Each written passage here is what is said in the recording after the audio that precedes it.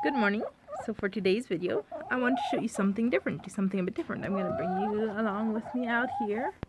I'm out of my backyard. See those lovely mountains out there?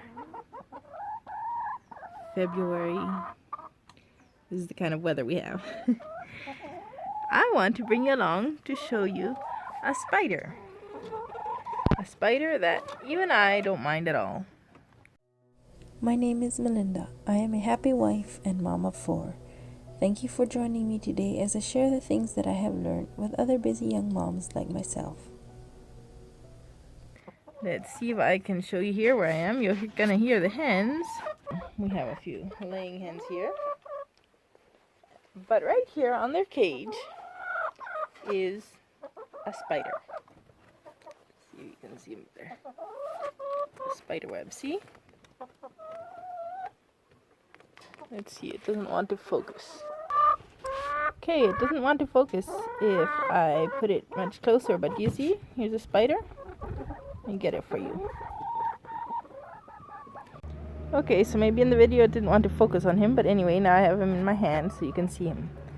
This is a white one, and this one is called, these spiders are called Spiny orb-weavers. They're one of, I think there's several different species, but the family of Spiny orb-weavers. They look kind of scary with their pokes, and if you press them hard, those pokes could poke you, but otherwise they're not dangerous at all. All my children love playing with them.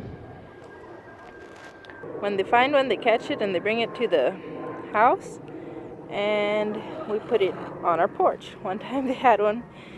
These come in several different colors. I've seen green, I've seen red. They're mostly white and yellow and red, the ones that we find at least around here. But if you look up online, the Spiny orb-weaver, there's actually a bunch of different colors and kinds that probably they're not all here in Costa Rica. Well, it's going out of focus. So anyway, let's see if that will make it. They're a lot of fun to see and to study, and I like to show my children. Watching them make their webs, probably like any other spider, is fascinating, but somehow these have something extra nice. I don't know. I don't like them in my house, but when the girls catch them, they bring them to a porch and on our porch plants, and once they had a red one that stayed there for a week or two. Every morning we'd go out, would have taken down his old web and made a new one. Now he's making my hands all full of web because he goes letting out string as he's crawling over me. Guess he can backtrack himself then. But every morning, and they called him Ready, and every morning they would look for him, and he'd have taken down his old web and put up his new one. I should let him go now, I guess, because poor thing just has to be hanging there and looking for his home. So that's just my friendly reminder to take time to show your children nature. Even if it looks scary, even if we moms don't like it, it's sometimes the best thing to let them see nature firsthand, and if they like it, they can continue to enjoy it. Now here I have the cats and dogs coming, so here's a kitty. Yeah, and the dog is wanting attention too. I know not everyone could handle that about the spiders, but this kind of spider in particular I like because he looks so interesting.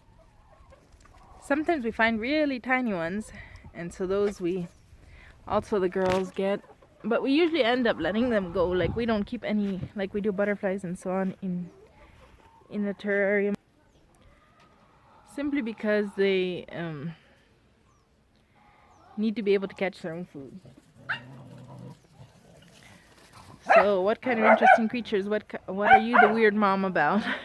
What kind of interesting creatures do you show to your children? Do you touch and hold and let them enjoy that others figure is not for them? I hope that you can enjoy showing your children these find some kind of creature. If you don't have spiders that are innocent like this, or if you don't have Spiny orb-weavers, or if you just can't handle thought, find some other thing, because it opens a lot of our world to see, to find and hold and touch and see creatures. Of course, always be careful that they're not poisonous. These I know are innocent, but if I would know that they were poisonous, I would want to definitely not be touching and holding them. That's why I often remind my children, no other spiders too. They shouldn't grab them without knowing. And there's generally not a problem, but once they do know, then they get these spiders. There's some other kinds of insects they know. Inchworms they love. And